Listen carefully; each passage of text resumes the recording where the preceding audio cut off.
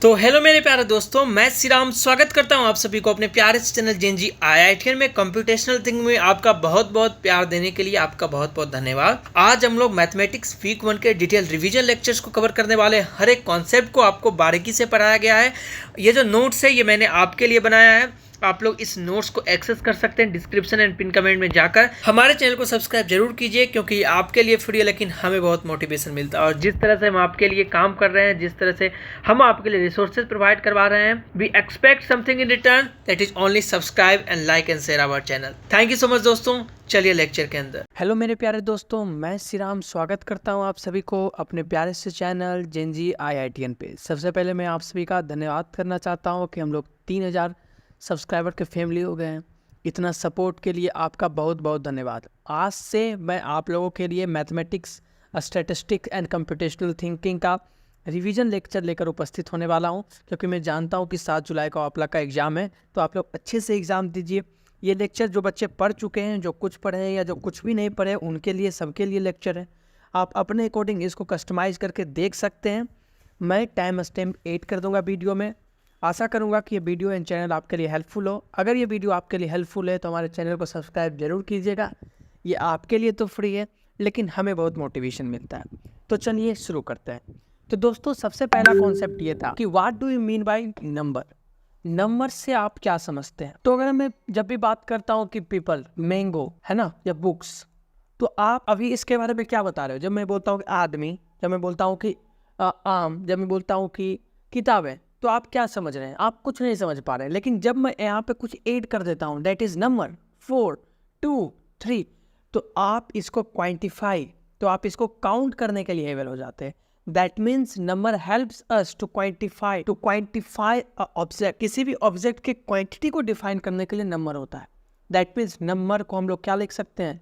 काउंटनेस of any object. ठीक है दोस्तों, राइटिंग के लिए माफ़ी चाहूँगा। उसके बाद हम जानते हैं कि जब हम 2, 4, 3 की बात करते हैं तो इन नंबर को क्या कहा जाता है? तो दोस्तों, इन नंबर को कहा जाता है natural number. 1, 2, 3, 4 dot dot dot N तक जितने भी काउंटिंग नंबर से उनको क्या बोला जाता है? Natural number. हम लोग अभी तक यही जानते थे, लेकिन IIT Madras BS data science के सिलेबस में आपको 0 को भी इंक्लूड करना है एज अ नेचुरल नंबर। और इसके लिए एक अलग सा नोटेशन एन का होता है, बिट डबल लाइन, या एन के आगे अगर 0 लिखा हो तो आप ये समझेंगे कि हमारे पास जो नेचुरल नंबर है वो 0 को इंक्लूड कर। लेकिन अगर मैं बात करता हूँ कि जब 2 + 2 की बात की है, यानी कि एडिशन ऑफ नेचुरल नंबर, तो हमको नेचुरल नंबर मिला। जब हम बात करते हैं कि मल्टीप्लिकेशन ऑफ नेचुरल नंबर, तो हमको नेचुरल नंबर मिला। लेकिन जब हमने बात किया सब्ट्रैक्शन की, 5 - 6, तो हमको क्या मिलता है? तो हमको -1 मिला। तो आप देखेंगे कि नेचुरल नंबर में तो माइनस का कोई जगह ही नहीं है। तो ये कौन सा नंबर है? तो इन नंबर को इंट्रोड्यूस करने के लिए, डिफाइन करने के लिए कॉन्सेप्ट आया integers. Integers are nothing but counting numbers including 0, including negative of counting number. तो जब नेचुरल नंबर्स के सब्ट्रैक्शन से क्या आया, नेगेटिव नंबर्स आने लगे, तब हमने इंटीजर्स को डिफाइन किया। और इंटीजर्स को डिफाइन करने के साथ हम सीखे कि नंबर लाइन पे नंबर को कैसे रिप्रेजेंट करेंगे। तो हमने 0 को रेफरेंस में लिया और ये बताया कि जब आप इसके राइट साइड मूव करेंगे तो आपको पॉजिटिव वैल्यू मिलेगा, पॉजिटिव नंबर मिलेगा। जब आप इसके लेफ्ट साइड मूव करेंगे तो आपको नेगेटिव नंबर मिलेगा। जब आप राइट साइड मूव कर रहे हैं तो आप जितना दूर जाएंगे वैल्यू उतनी ज़्यादा बड़ा होगा, लेकिन जब आप लेफ्ट साइड मूव कर रहे हैं तो आप जितना दूर जाएंगे वैल्यू उतना छोटा होगा। ये सारा हम कब क्वांटिफाई कर पाए? जब हम इंटीजर को इंट्रोड्यूस किया। अब अगर हम बात करते हैं आगे, तो आगे यहाँ पर बात की गया था अर्थमेटिक एक्सप्रेशन की, एडिशन, सब्ट्रैक्शन, ये सब आप जानते हैं। कुछ अलग इसमें बताया गया, वो बताया गया मल्टीप्लिकेशन में। तो मल्टीप्लिकेशन पे, multiplication is nothing but repetitive addition, यानी किसी भी चीज को गुणा करना सेम है, उस चीज को बार बार ऐड करना, बार बार जोड़ना। अगर मैं बोलूँ आपको 7 × 4 क्या होता है, तो इसका मतलब होता है 8, 7, 4 टाइम्स। इसका कॉन्साइज फॉर्म, यानी कि जो रिपीटेटिव एडिशन होने वाला था उसका कॉन्साइज फॉर्म करने के लिए हमने मल्टीप्लिकेशन को इंट्रोड्यूस किया। अगर मैं बात करता हूँ व्हाट डू m × n, तो इसका मतलब क्या होता है? 8m how many times? That's n time. That means when you add m n times you get m × n। इसके बाद क्या इंट्रोड्यूस किया गया? इसके बाद इंट्रोड्यूस किया एक्सपोनेंट को। एक्सपोनेंट का मतलब क्या हुआ? 2 के पावर 3, 2 के पावर 4। तो 2 के पावर को 3 को हम कैसे लिखते हैं? हम लिखते हैं 2 × 3 × 2, है ना, 2 के पावर 4 को हम कैसे लिखते हैं, 4 टाइम्स 2। तो exponent is nothing but repetitive multiplication. ठीक है दोस्तों, बार बार मल्टीप्लीकेशन करना, बार बार गुना करना एक्सपोनेंट के इक्वल होता है। दैट मीन्स अगर मैं आपसे ये बोल रहा हूँ कि what do mean by p raise to power q, that means you have to multiply p to itself q times, यानी कि p को आप q टाइम्स मल्टीप्लाई करते रहिए। उसी का मतलब क्या होता है, p raise to power q। अब एक बहुत ही अच्छा शानदार सा बेसिक कॉन्सेप्ट आता है, that is what do you mean by division. तो मैं बोलता हूँ कि division is nothing but repetitive subtraction, यानी बार बार घटाना किसी भी चीज़ को सब्ट्रैक्शन है। अगर मैं आपसे पूछूं कि what do you mean bye 20/5, तो आप बोलेंगे 4। लेकिन मैं अगर पूछूं कि 20/5, यानी कि जो 20 को 5 से भागा दिया जाता है तो 4 आता है, इसको आप सब्ट्रैक्शन में कैसे डिफाइन करेंगे। तब हम इंट्रोड्यूस करते हैं, जब हम 20 में से 5 को 4 बार निकालते हैं तब हमारे पास क्या बचता है, 0। This is the relation between repetitive subtraction and division. यही पे हमारे पास कॉन्सेप्ट आता है किसका, डिविडेंड का। डिविडेंड मीन्स हम जिसको डिवाइड कर रहे हैं, डिवीजन मीन्स जिससे डिवाइड कर रहे हैं, and then quotient plus remainder. तो अगर हम 21 को डिवाइड करना है, अगर हमको 21 को डिवाइड करना है 5 से, तो 21 डिविडेंड हो जाएगा, 5 डिवीजन हो जाएगा, 4 क्वोशिएंट हो जाएगा और रिमाइंडर 1 हो जाएगा। तो इसी को एक नया अगर हम थ्योरेटिकल लैंग्वेज में पढ़ते हैं तो इसको लिखा जाता है 21 mod 5 इज इक्वल टू 1। तो इसका मतलब ये है कि जब आप 21 को 5 से डिवाइड करते हैं तो उस टाइम आप रिमाइंडर बताइए। तो मोड का यहाँ पर किससे डिनोट किया गया है, मोड को यहाँ पर रिमाइंडर से डिनोट किया गया कि जब आप 21 को 5 से डिवाइड करते हैं तो what is the remainder, that is given as 21 mod 5। That means अगर मैं बात करता हूँ a mod b, तो a mod b क्या हो जाएगा, a mod b हो जाएगा remainder when a is divided by b। तो अगर मैं बात करता हूँ कि अगर a mod b is equal to 0 है, तो इसका मतलब क्या है, इसका मतलब ये है कि a इज डिविजिबल बाई 0। तो सही भी बात है, अगर एक नंबर दूसरे नंबर से डिवाइड हो रहा है और रिमाइंडर 0 है तो उसका मतलब क्या है कि वो उससे डिविजिबल है। अगर 4 से 2 कट जा रहा है 2 बार में तो रिमाइंडर तो 0 आ रहा है ना। यहीं पे इन्होंने ऐड कर दिया किसको, मल्टीपल्स को एंड फैक्टर को। आप सुनते होंगे कि 4 is multiple of 2, 6 is multiple of 3, 18 is multiple of 6। तो मल्टीपल का मतलब मैं क्या समझता हूँ, मल्टीपल का मैं मतलब समझता हूँ एक काउंटिंग नंबर से, और अगर इस काउंटिंग नंबर्स के नेक्स्ट जनरेशन को जनरेट करना है तो जब हम एक काउंटिंग नंबर को खुद से मल्टीप्लाई करने लगते हैं तब जो उनके मेंबर्स प्रोड्यूस होते हैं उनको हम लोग क्या बोलते हैं, multiples. And what do you mean bye factors, factors का मतलब है किसी भी नंबर को सिंप्लीफाई करना छोटे नंबर में, छोटे पार्ट्स में। तो अगर मैं बात करता हूँ 20 को, तो आप इसको कैसे लिख सकते हैं, 1 × 20। आप इसको और कैसे लिखते हैं, 4 × 5, और कैसे लिख सकते हैं, 2 × 10। दैट मीन्स कि अगर मैं बात करता हूँ फैक्टर की, तो फैक्टर हर समय पेयर में एग्जिस्ट करते हैं। 5, अगर मैं 9 की बात करता हूँ तो 1 9, ठीक है, एंड 3। तो अगर वो परफेक्ट स्क्वायर है तो फैक्टर में सिर्फ एक ही नंबर इंक्लूडेड आएगा, क्योंकि सेट में रिपीटिशन अलाउड नहीं होता। सबसे पहले मैं बात करूंगा प्राइम नंबर्स की। तो प्राइम नंबर्स अगर मान लेते हैं एक नंबर p है, तो इस p नंबर को हम प्राइम फैक्टर तब कहेंगे जब इसके पास सिर्फ और सिर्फ 2 फैक्टर हो, that is 1 and p itself. तो कोई भी नंबर अगर वो उसके पास सिर्फ और सिर्फ एक और वो नंबर खुद एक फैक्टर है, तो हम लोग क्या करने वाले हैं, तो हम लोग बोलने वाले हैं कि p is a prime number. आपको यहाँ पे याद रखना है कि 1 is not a prime number. Eratosthenes है ना, उच्चारण देख लेना आप लोग दोस्त। इसको यूज कब करना होता है, इसको यूज करना होता है जब आपको एक डाटा से स्क्रैप करना हो। क्या, जब आपको एक डाटा से स्क्रैप करना हो प्राइम नंबर्स। तो ये कॉन्सेप्ट ये बोलता है कि जब आपको एक डाटा दे दिया गया है, एक डाटा मान लेते हैं आपको दे दिया है 1 2 3 4 5 6 7 8 9 10, और मेरे को 100 तक दे दिया डाटा, और मेरे को क्या लिखना है, मेरे को यहाँ से प्राइम नंबर लिखना है। तो ये बोलता है कि सबसे पहले आप 1 को साइड कर दो, उसके बाद आप प्राइम नंबर्स लिखो 2, उसके बाद 2 के जितने भी मल्टीपल्स है उनको रिमूव कर दो, रिमूव मल्टीपल्स ऑफ 2, तो 2 4 6 8 10 100 सब हट जाएगा। फिर उन्हें बोला 3 लिखो, तो 3 के सारे मल्टीपल्स को हटा दो, 3 6 9 हटा दो। फिर देखो 4 हट गया, अब देखो 5 अगला लिखो, फिर देखो तो 7 बचा हुआ है। तो इस तरह से लिखते जाओ और उनके मल्टीपल्स को रिमूव करते जाओ, सारे प्राइम नंबर लिखते जाओ, उनके मल्टीपल्स को रिमूव करते जाओ, जो अल्टीमेटली आपके पास सेट बनेगा। That will be the set of the prime numbers in the given data. ठीक है दोस्तों, यहीं पे इन्होंने जब प्राइम नंबर्स को डिनोट किया तो इन्होंने बताया प्राइम फैक्टराइजेशन। प्राइम फैक्टराइजेशन का मतलब ये होता है कि किसी भी नंबर को हम लोग रिड्यूस कर सकते हैं, किसी भी नंबर को हम लोग रिड्यूस कर सकते हैं प्राइम फैक्टर के मल्टीप्लिकेशन में, डिकम्पोज कर सकते हैं। और ये जो डिकम्पोजिशन होता है ये यूनिक होता है। डेट मीन्स अगर मेरे पास दो नंबर है 24 और 20, तो इसका जो प्राइम फैक्टराइजेशन क्या हो जाएगा 2 टाइम्स 2 टाइम्स 5, और इसका क्या हो जाएगा 2 टाइम्स 2 टाइम्स 2 टाइम्स। ठीक है, तो अगर मैं बात करता हूँ तो हर नंबर का जो प्राइम फैक्टराइजेशन होता है वो यूनिक नए टर्न पे जाते हैं। कि जब हम बात करते हैं what about 1/2, what about 2/5, what about 3/4, these are neither natural number and neither integers. So these are the numbers which are in the form of p by q, where p and q belongs to integers and q is not equal to 0. And these numbers are known as rational number. इनको rational number कहा जाता है जो कि p by q form में है, where p and q is integer and q is not equal to 0. That is denominator should not be equal to 0. अब अगर यहाँ पर मैं बात करता हूँ rational number की, तो रेशनल नंबर का जो रिप्रेजेंटेशन होता है, रिप्रेजेंटेशन ऑफ रेशनल नंबर, मैंने क्यू से रेशनल नंबर को एक यूनिवर्सल नोटेशन है रेशनल नंबर का, दैट इज क्यू। तो रिप्रेजेंटेशन ऑफ रेशनल नंबर जो है वो यूनिक नहीं है। क्यों यूनिक नहीं है? तो आप देखो ना, अगर मैं बात करता हूँ 2/5, तो 2/5 को और किस तरह से लिखा जा सकता है?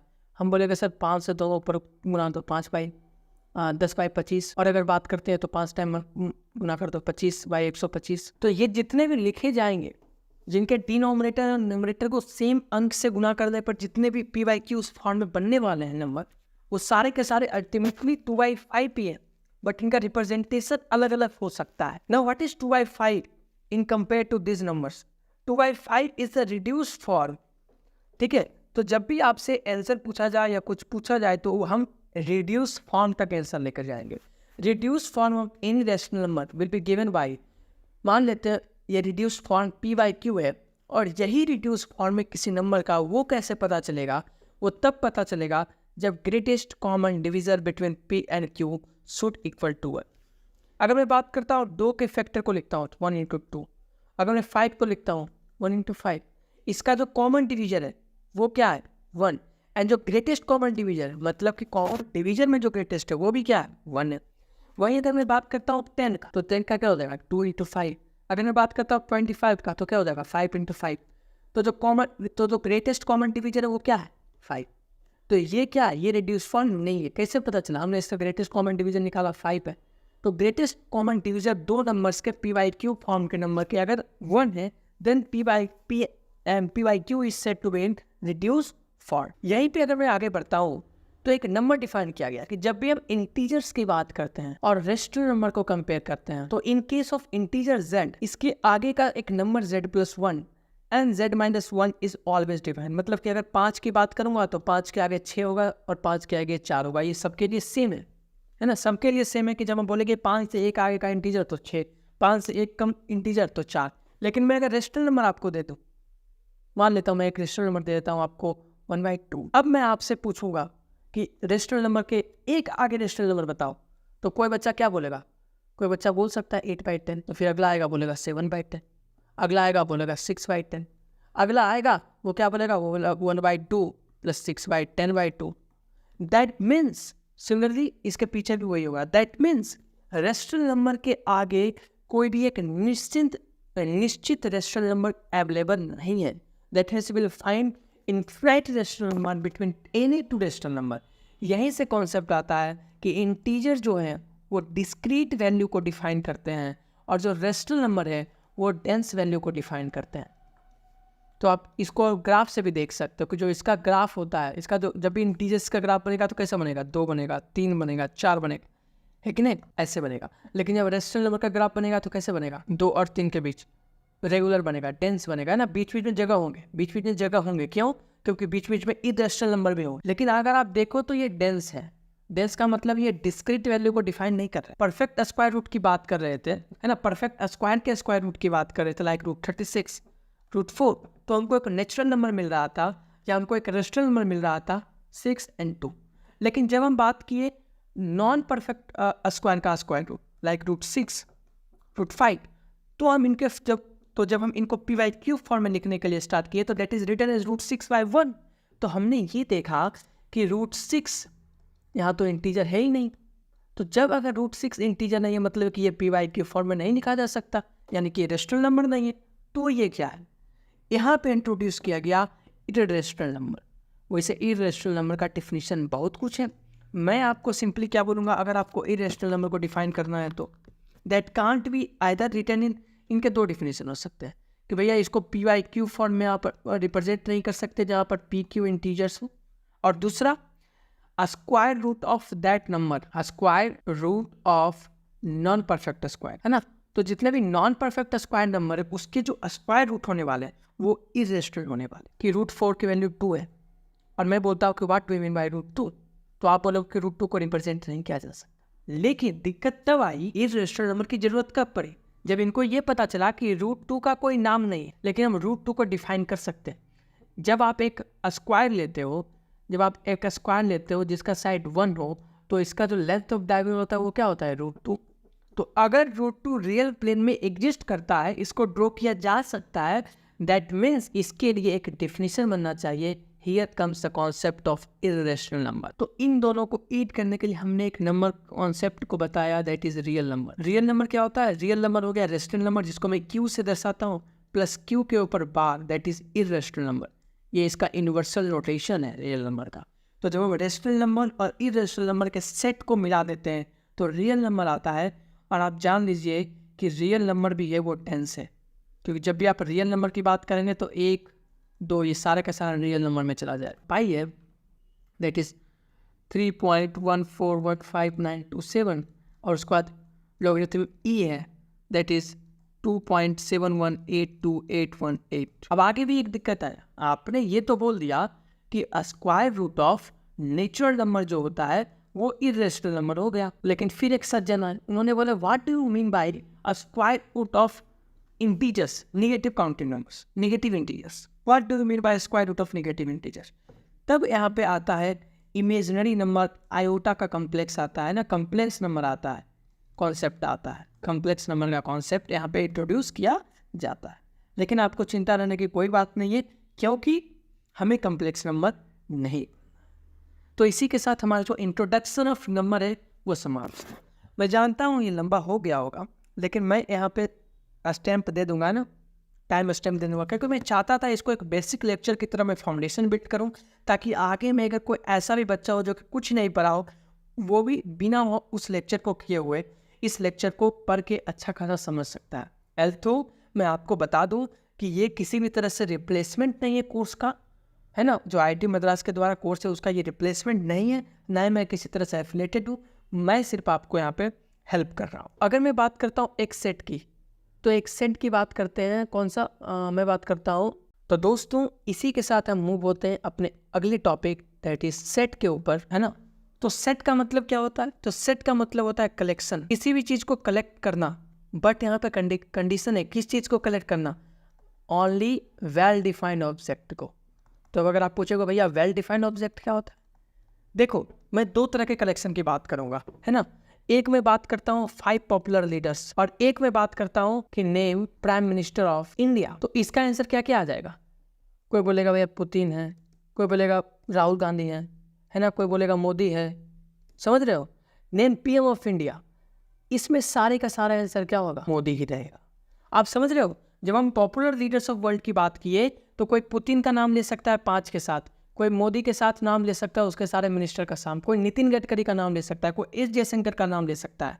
तो एक ऐसा कलेक्शन ये भी है, ठीक है, कलेक्शन ये भी है, but this is not well defined. Well defined का मतलब ये हुआ कि जब इस कलेक्शन को हर आदमी के पास भेजा जाए, मतलब कि अगर हम बोलते हैं name the PM of India, इसके कलेक्शन को बनाया जाए तो सारा का सारा आदमी इस कलेक्शन में, इस सेट में सिर्फ और सिर्फ मोदी का नाम रखेगा। तो ये एक वेल डिफाइंड ऑब्जेक्ट है, ये वेल डिफाइंड कलेक्शन है और इसी की बात हम लोग सेट में करने वाले हैं। जब भी हम सेट की बात करेंगे तो ओनली वेल डिफाइंड ऑब्जेक्ट्स के कलेक्शन को कंसीडर किया जाएगा। किसी भी सेट को आप एक अल्फाबेट, कैपिटल अल्फाबेट के साथ डिनोट करते हैं और इसको डिनोट करने का तरीका हमारे पास है ना, एक सेट बिल्डर फॉर्म होता है, जो कि यहाँ पर उतना ज़्यादा मतलब पढ़ना नहीं है लेकिन मैं बस बोल देता हूँ। सेट बिल्डर फॉर्म होता है और एक रोस्टर फॉर्म होता है।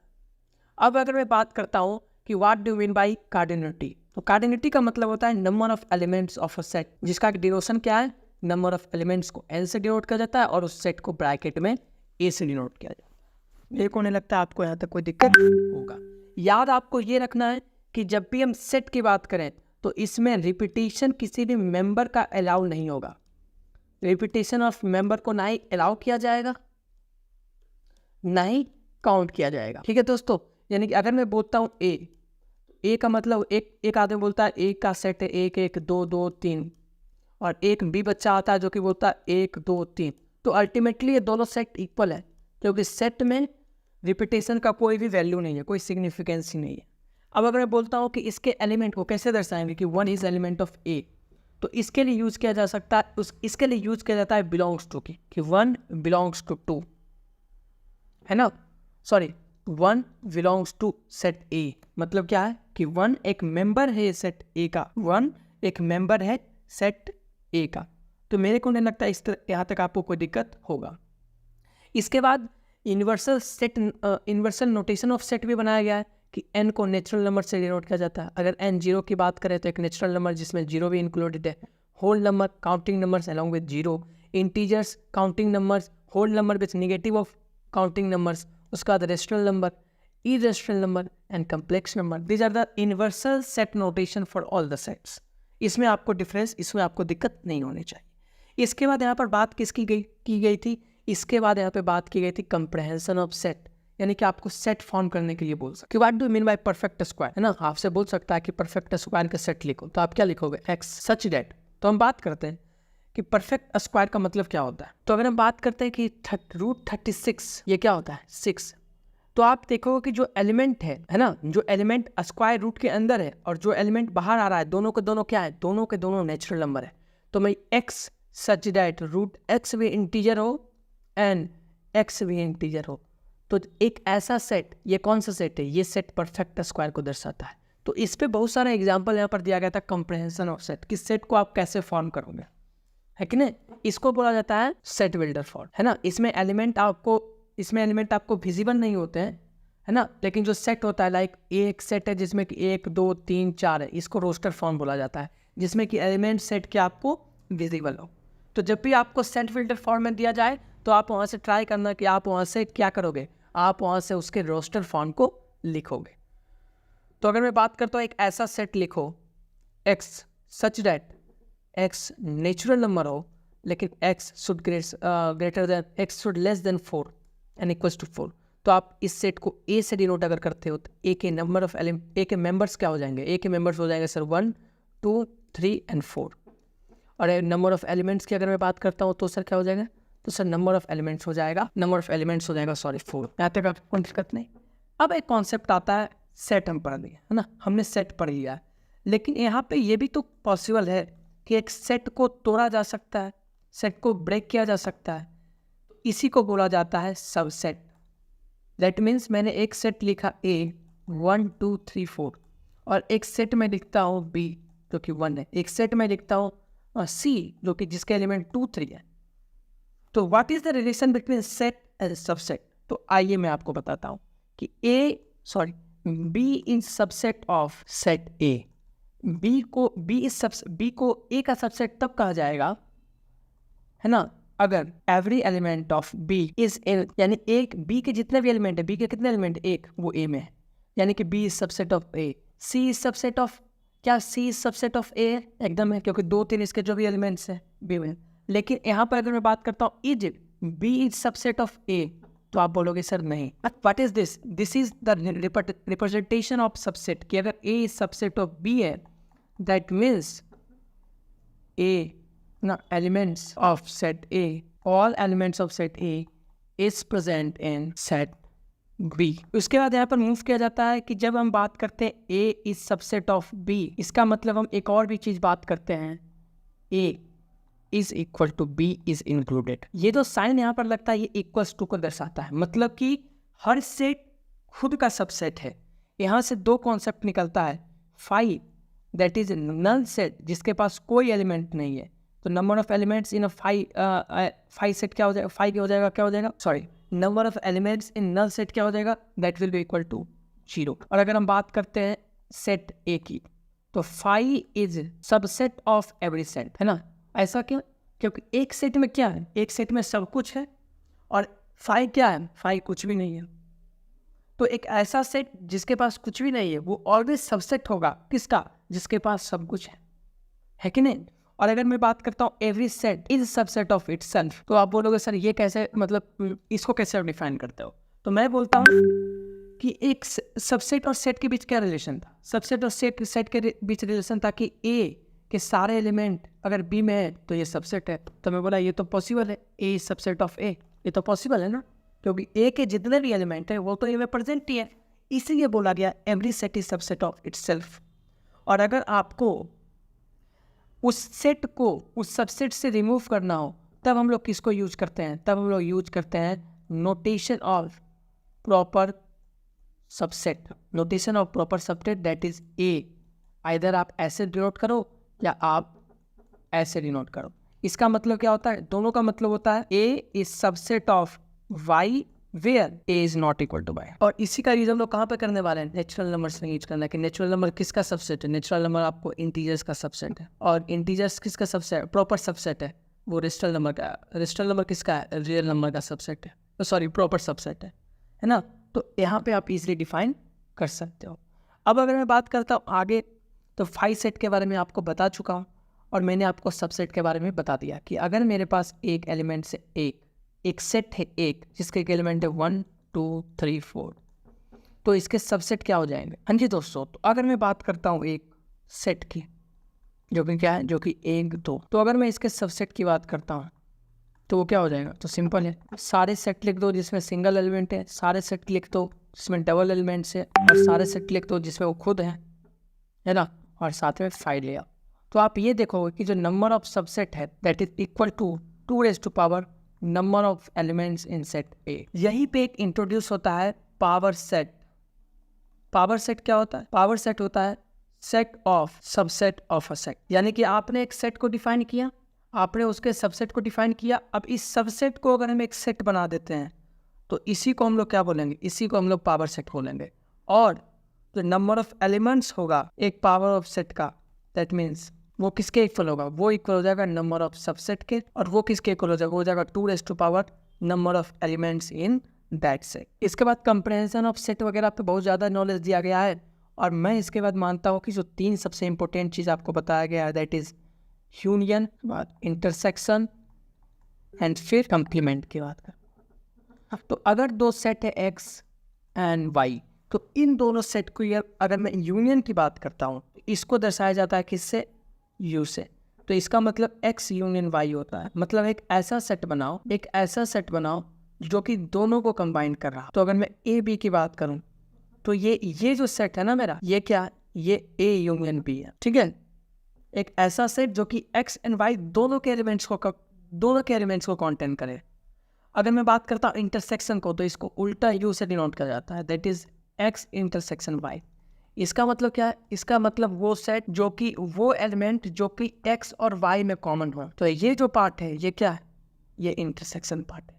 कंप्लीमेंट का मतलब क्या है, कंप्लीमेंट का मतलब क्या है मैं आपको बताता हूँ। अगर मैं बोलता हूँ what do you mean by X complement, X complement का मतलब ये है कि X minus X intersection Y, मतलब कि x में से x इंटरसेक्शन y को रिमूव कर दो, x में से x इंटरसेक्शन y को रिमूव कर दो, मतलब कि जो पार्ट है इसमें देखा जाए, है ना, तो x ये है और x इंटरसेक्शन y ये है कि नहीं। तो अगर मैं पूछूं आपसे कि व्हाट इज x कंप्लीमेंट, तो आप बोलोगे सर जी x कंप्लीमेंट तो ये है, ये जो येलो पार्ट है वो क्या है, वो ही x कंप्लीमेंट। तो दोस्तों अब ये वीडियो बहुत ज़्यादा लंबा हो जाएगा, इसीलिए मैं आपको पार्ट 1 यहीं पे अंत करना चाहूँगा।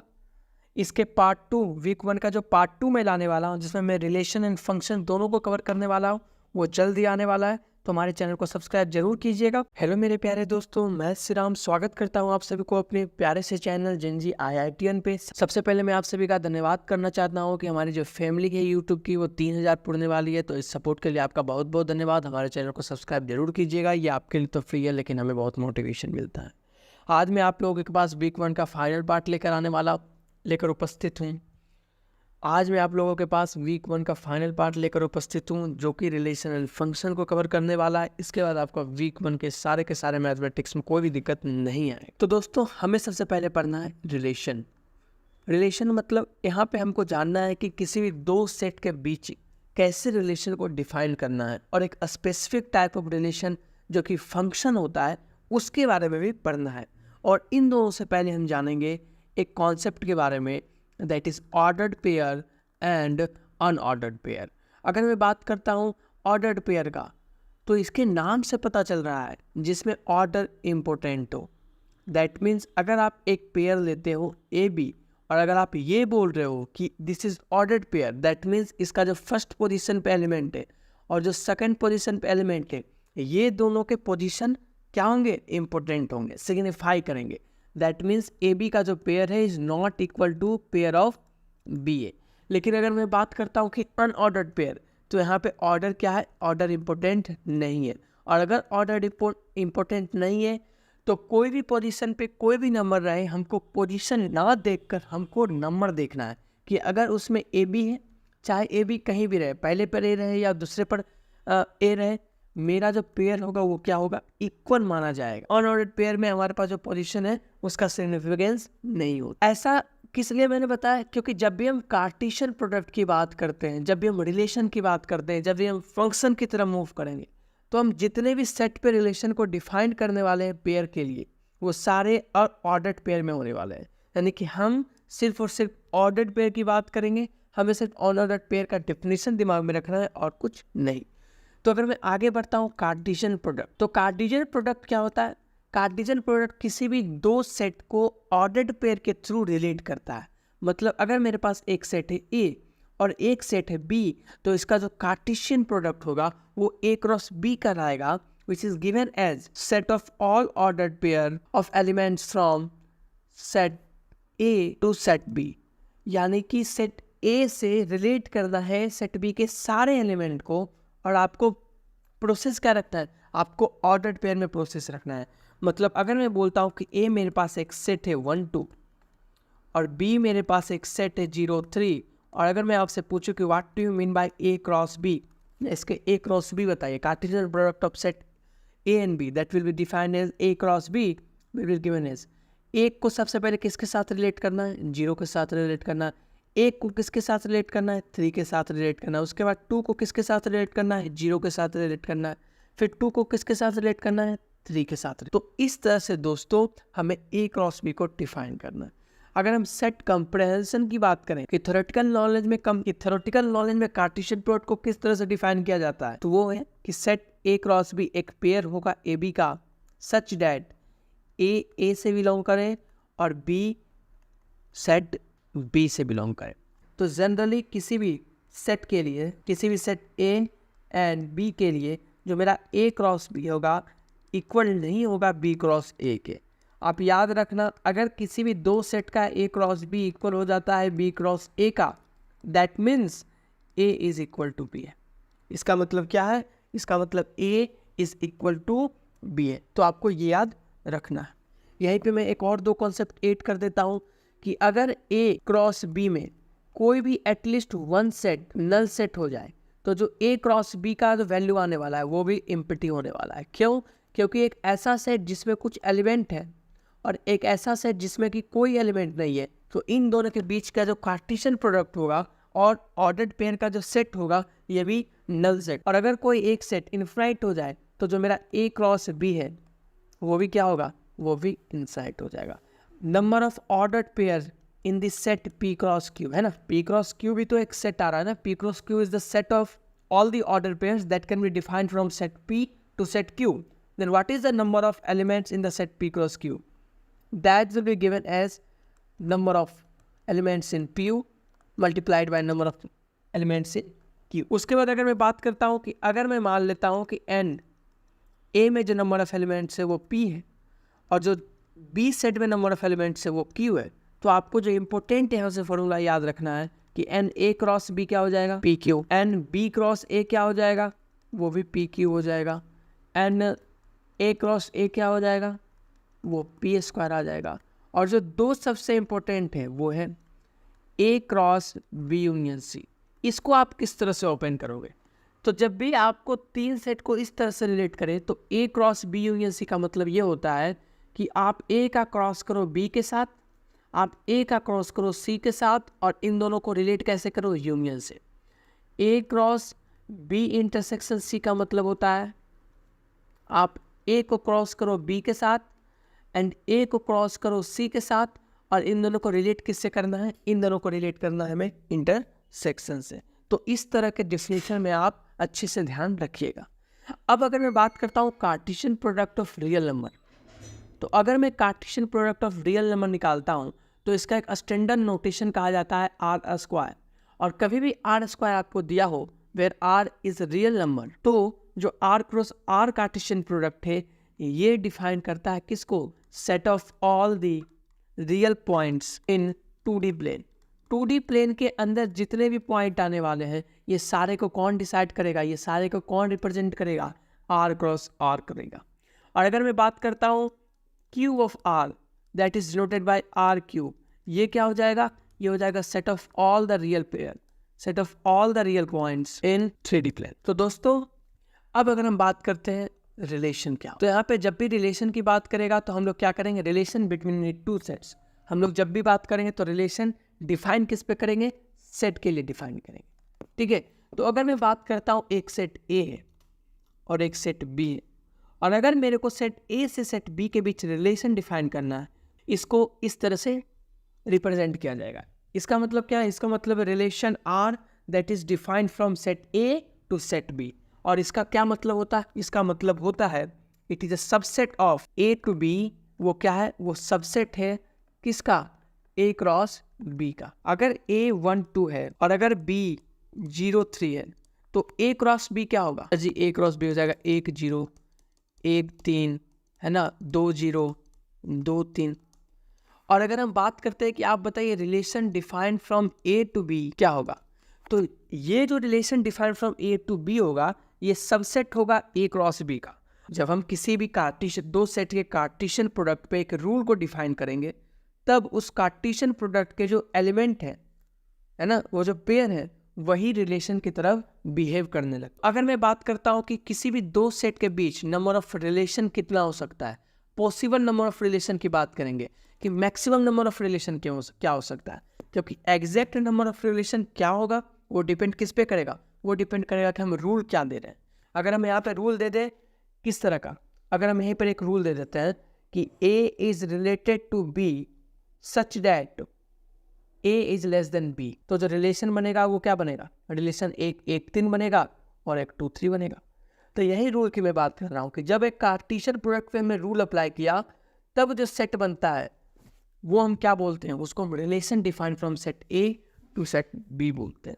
तो जो नंबर ऑफ पॉसिबल रिलेशन है या जो मैक्सिमम रिलेशन होगा किसी भी दो सेट के लिए, set A to set B, that will be equal to number of subset of किस सेट का, of set A cross B। तो ये क्या हो जाएगा, ये हो जाएगा 2 number of elements in set A cross B। तो सबसे पहला हमारे पास रिलेशन का टाइप है नल सेट या एम्प्टी। नाम से पता चल रहा है एक ऐसा रिलेशन जिसमें कोई भी एलिमेंट किसी और एलिमेंट के साथ रिलेटेड नहीं हो। मतलब हमने बोल दिया सेट A क्या है 1 2 और सेट B हमने क्या बोल दिया 0 3।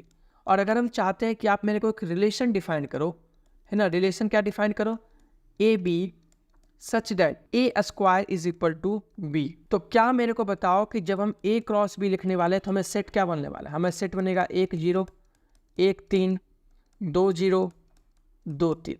तो क्या कोई ऐसा एलिमेंट, ऐसा इसका सब्जेक्ट है जो कि इस रूल को वेरीफाई कर रहा है A square is equal to B? ऐसा कोई भी नहीं है। दैट मीन्स इसके जो एलिमेंट्स है वो क्या है, वो फाई है। दैट मीन्स इसके जो एलिमेंट्स है वो क्या है, फाई है। तो इस तरह के सेट को हम लोग क्या बोलते हैं, इस तरह के सेट को हम लोग नल सेट बोलते हैं। तो अब अगर हम बात करते हैं यूनिवर्सल सेट की, तो यूनिवर्सल सेट नाम से पता चल रहा है जिसमें हर एलिमेंट सेट ए का रिलेट करे किसके साथ, एलिमेंट्स ऑफ सेट बी के साथ। दैट मीन्स अगर मैं यहीं पे एक रिलेशन का एक रूल डिफाइन करता हूँ कि मेरे को एक रिलेशन आर बताइए where A B, pair of A B such that A belongs to A and B belongs from B, और इसके साथ ही मैं रूल क्या दे दूंगा, मैं रूल दे दूंगा A and B is real number. तो आप क्या बोलोगे, तो बोलोगे सर इसमें हम सारे के सारे सबसेट लिख लेंगे क्योंकि 1 और 0 भी रियल नंबर है, 1 3 भी रियल नंबर है, 2 0 भी रियल नंबर है एंड 2 3 भी रियल नंबर एक ऐसा सेट जिसमें सारे के सारे एलिमेंट, अगर आप यहाँ देखो तो इसके सारे एलिमेंट 1 और 2 सारे के सारे एलिमेंट क्या हो रहे हैं, रिलेट हो रहे हैं किसके साथ, सेट बी के सारे एलिमेंट के साथ। तो इस तरह के रिलेशन को हम लोग क्या बोलते हैं, यूनिवर्सल रिलेशन बोलते हैं। तो दोस्तों अगर मैं अब आगे बात करूं कि जो हमारे पास आगे टाइप ऑफ रिलेशन है, that is 3 identity, 4th reflexive, 5th symmetric and 6th transitive relations के बारे में बात करना। ये सारे सेट को मैंने एक साथ इसलिए लिखा क्योंकि ये सारे आपस में रिलेट करके एक दूसरे का डेफिनेशन को बनाते हैं।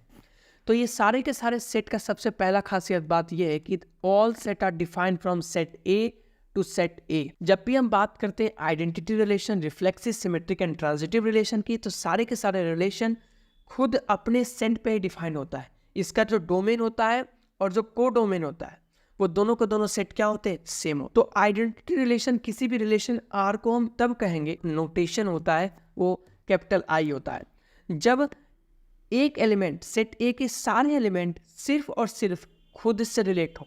यहाँ पे वर्ड को ध्यान रखना, इटसेल्फ ओनली की बात की गई है। मतलब अगर एक सेट है, एक रिलेशन लिखूंगा मैं, तो अगर मैं बात करता हूँ कि इनमें से आइडेंटिटी रिलेशन क्या है, तो आप देखो क्या मैंने डिफिनेशन दिया। मैंने डिफिनेशन दिया है कि every element of set A is related to itself only, मतलब सिर्फ और सिर्फ खुद से रिलेट होना चाहिए। तो जो R2 है वो हमारा क्या है, R2 हमारे पास आइडेंटिटी रिलेशन। देखो आइडेंटिटी में क्या बोला गया है, सिर्फ और सिर्फ खुद से रिलेट हो। रिफ्लेक्सिव में क्या बोला जा रहा है कि खुद से रिलेट हो, लेकिन बाकी भी किसी से रिलेट हो सकता है। मतलब एक से रिलेट हुआ, दो से रिलेट हुआ, तीन से रिलेट हुआ, अब यहाँ 3-4 से भी रिलेट हो सकता है। यहाँ पे ओनली शब्द का इस्तेमाल नहीं किया गया है, यहाँ पे वो सिग्निफाई नहीं दिया गया है कि सिर्फ और सिर्फ खुद से रिलेट हो। तो इसको हम लोग क्या बोलने वाले हैं, इसको हम लोग बोलने वाले हैं रिफ्लेक्सिव रिलेशन। अगर मैं बात करता हूँ सिमेट्रिक रिलेशन के, तो किसी भी रिलेशन को हम लोग सिमेट्रिक तब कहेंगे अगर ए बी हमारे पेयर में, अगर ए बी रिलेशन आर में बिलोंग कर रहा है तो बी ए भी रिलेशन आर में बिलोंग करना चाहिए। अगर वैसा रिलेशन है तब हम उसको सिमेट्रिक बोलेंगे। अगर हम मान लें कि हमको R3 को सिमेट्रिक शो करना है, हमको जो R3 है उसको सिमेट्रिक शो करना है, तो हमने बोला 1 2 और 2 4 एक एलिमेंट, और इसको अगर सिमेट्रिक बनाना है तो हमको क्या चाहिए, सीधा लिखा हुआ कि अगर ए बी है तो बी ए भी रहना चाहिए। मतलब अगर 1 2 है तो 2 1 भी रहना चाहिए, और अगर 2 4 है तो 4 2 भी रहना चाहिए। तो इस तरह से R3 जो है हमारा वो क्या है, सिमेट्रिक रिलेशन है। अब अगर मैं बात करता हूँ ट्रांजिटिव रिलेशन, ट्रांजिटिव रिलेशन करता है कि अगर ए बी रिलेशन में है और अगर बी सी भी रिलेशन में बिलोंग करता है तो एक रिलेशन आर ट्रांजिटिव तब होगा जब ए सी भी रिलेशन आर में बिलोंग करता हो। दैट मीन्स अगर आपको 4 को ट्रांजिटिव बताना है और अगर उसके एलिमेंट 1 2 2 3 है तो ये ट्रांजिटिव तभी होगा जब 1 3 भी इसके एलिमेंट्स होंगे, यानी कि ए बी रहे बी सी रहे तो ए सी भी रहना चाहिए। यहीं से एक कॉन्सेप्ट निकलता है क्या, इक्विवेलेंस रिलेशन की। इक्विवेलेंस रिलेशन क्या बोलते हैं, एक ऐसा रिलेशन जो कि तीनों हो, रिफ्लेक्सिव भी हो, सिमेट्रिक भी हो, ट्रांजिटिव भी हो, उसको हम लोग क्या बोलने वाले हैं, उसको हम लोग बोलने वाले हैं इक्विवेलेंस रिलेशन। तो अगर मैं बात करता हूँ कि relation that is defined from set A to set B, तो क्या होता है, अगर हम 3 वर्ड की बात करें कि डोमेन ऑफ रिलेशन क्या होता है, रेंज ऑफ रिलेशन क्या होता है, एंड को डोमेन क्या होता है। तो सबसे पहले मैं को डोमेन की बात करता हूँ, तो को डोमेन क्या हो जाएगा, को डोमेन हो जाएगा set B.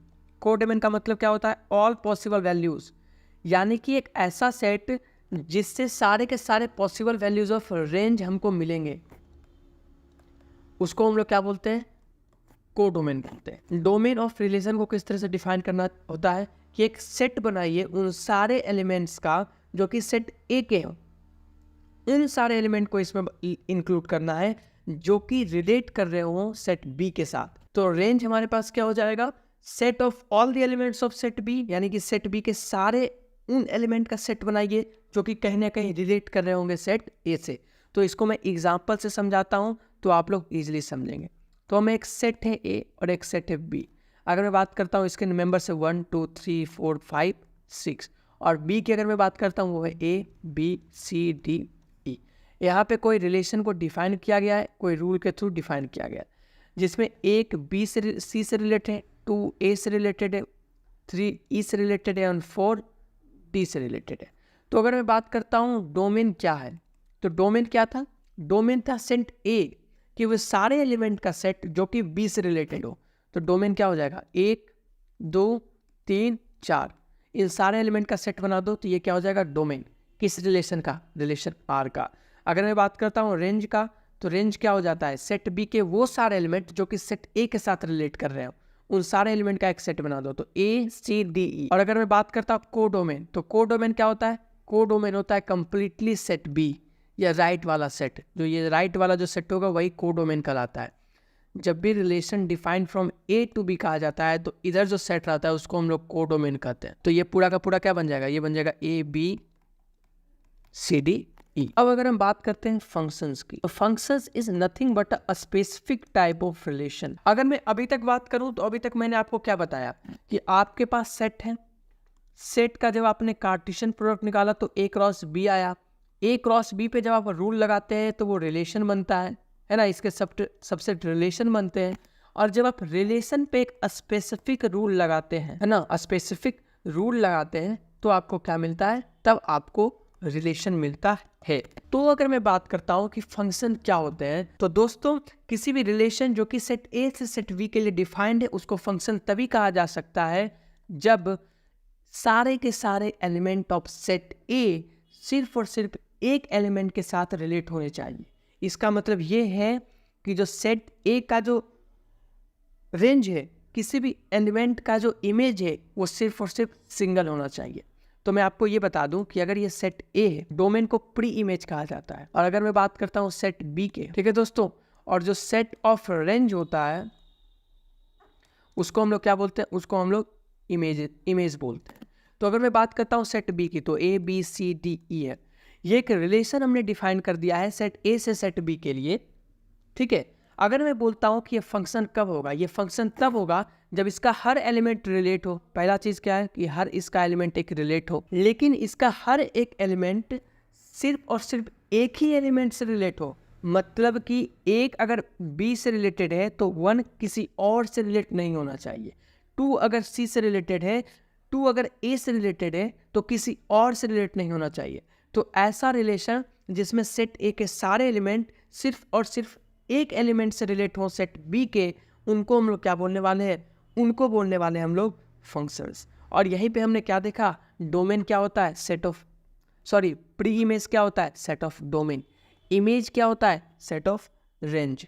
And what do you mean bye mapping? तो मैपिंग हम किसको कहते हैं? मैपिंग हम लोग कहते हैं फंक्शन को। अगर आपको कहीं भी बोलता है कि सेट ए से सेट बी के बीच मैप कीजिए, दैट मीन्स सेट ए से सेट बी के बीच आपको क्या डिफाइन करना है? आपको फंक्शन डिफाइन करना है। यहाँ पे भी डोमेन की बात की गई है, रेंज की बात की गई है, एंड को डोमेन की बात की गई। तो अगर कोई फंक्शन है जो कि डिफाइन किया गया है सेट ए से सेट बी के लिए, तो मैं आपको बता दूं कि इसका जो को डोमेन हो जाएगा वो सेट बी हो जाएगा। सिमिलरली जो डोमेन होगा वो क्या हो जाएगा? इस बार तो डोमेन सिंस इसके सारे एलिमेंट रिलेट होने हैं तो डोमेन क्या हो जाएगा? ए हो जाएगा। रिलेशन और फंक्शन में क्या अंतर है कि रिलेशन में कोई भी एलिमेंट रिलेट होना चाहिए, फंक्शन में क्या होना है कि सेट के सारे एलिमेंट रिलेट होने हैं। तो इसका जो डोमेन है वो क्या बन जाएगा? ए बन जाएगा। दोस्तों अब अगर मैं बात करता हूँ कि आप कैसे किसी भी रिलेशन को बताएंगे कि ये फंक्शन है या नहीं, तो 2 तरीके हो सकते हैं। आइदर हमारे पास किसी रिलेशन का इक्वेशन दिया जा सकता है ना, और किसी रिलेशन का क्या दिया जा सकता है? ग्राफ दिया जा सकता है। तो अगर आपके पास इक्वेशन दिया गया है तो हमारा कॉन्सेप्ट ये कहता है we should not get more than 1 value of y from 1 value of x, कि अगर हम एक x का वैल्यू डाल रहे हैं तो उस x पे सिर्फ और सिर्फ एक y बनना चाहिए, उस x पे सिर्फ और सिर्फ एक y बनना चाहिए। अगर मैं बात करता हूँ एक function x is equal to Y square, equation की बात करता हूँ x is equal to Y square, और मैं पूछूं क्या ये फंक्शन है या नहीं है, तो आप किस तरह से जवाब देंगे? तो मैं बोलूँगा कि जब हम x की वैल्यू 4 पुट कर रहे हैं, जब हम x की वैल्यू 4 पुट कर रहे हैं तो y क्या आ रहा है? सर जी y आ रहा है +-2। लेकिन मैंने क्या बोला है कि for every x you should get only 1 y, को हर एक x के लिए सिर्फ और सिर्फ एक y मिलेगा, तब आप इसको क्या बोल सकते हैं? तब आप इस रिलेशन को फंक्शन बोल सकते हैं। तो ये क्या है? ये फंक्शन नहीं है। अगर मैं बात करता हूँ y is equal to X square, तो अगर मैं x की वैल्यू -2 पुट करूँ तो y की वैल्यू क्या आ रहा है? y का वैल्यू 4 आ रहा है। अगर मैं x की वैल्यू 2 पुट कर रहा हूँ तो y का वैल्यू क्या आ रहा है, 4 आ रहा है। देखो कन्फ्यूजन यहाँ पे ये होता है, मैं सिंपल भाषा में आपको बताता हूँ कि आपको एक x पे एक y की वैल्यू चाहिए, ठीक है। आप दो डिफरेंट x पे y की वैल्यू एक हो सकती है, हमको उससे दिक्कत नहीं है ना। हमने x की जगह -2 डाला तब पर भी हमको y 4 आ रहा है, x की जगह हमने 2 डाला तब पर भी हमको y 4 आ रहा है। ये पॉसिबल है कि आप दो x पे एक y का वैल्यू निकाल सकते हैं इन फंक्शन, बट एक x पे दो y अगर आपको निकल रहा है तो हम उसको फंक्शन नहीं बोलेंगे। अगर मैं बात करता हूँ, आपको किसी रिलेशन का ग्राफ दे दिया गया लाइक ये, तो ग्राफ को टेस्ट करने के लिए हमारे पास क्या है, हमारे पास कॉन्सेप्ट है वर्टिकल लाइन टेस्ट का। जब भी आपको ग्राफ दे दे और आपसे पूछा जाए कि ये फंक्शन है कि नहीं, तो आप वर्टिकल लाइन ड्रॉ कर दो parallel to y axis, point of intersection अगर ग्रेटर देन 1 है तो हम क्या बोलेंगे कि ये जो रिलेशन है ये फंक्शन नहीं है। और अगर वहीं पे मेरे पास कोई ऐसा ग्राफ है जो जिसके लिए अगर मैं वर्टिकल लाइन ड्रॉ करता हूँ, सब लाइंस के लिए पॉइंट ऑफ इंटरसेक्शन मुझे 1 मिल रहा है, इस कारण ये क्या है, ये फंक्शन का ग्राफ है। तो दोस्तों अब अगर मैं बात करता हूँ टाइप्स ऑफ फंक्शन की, तो हमारे पास यहाँ पे दो फंक्शन पढ़ना है, एक पढ़ना है 1-1 फंक्शन और एक पढ़ना है ऑन टू फंक्शन। 1-1 फंक्शन का ही नाम क्या होता है, 1-1 फंक्शन का ही नाम इंजेक्टिव होता है। और अगर मैं बात करता हूँ ऑन टू फंक्शन के नाम, तो ऑन टू फंक्शन का नाम क्या होता है, सर्जेक्टिव होता है। 1-1 फंक्शन का डिफिनेशन क्या है कि हर एक डिफरेंट x के लिए, हर एक डिफरेंट एवरी डिफरेंट इनपुट के लिए हमको एक डिफरेंट आउटपुट आना चाहिए, ठीक है। मतलब for every different x there should be unique y।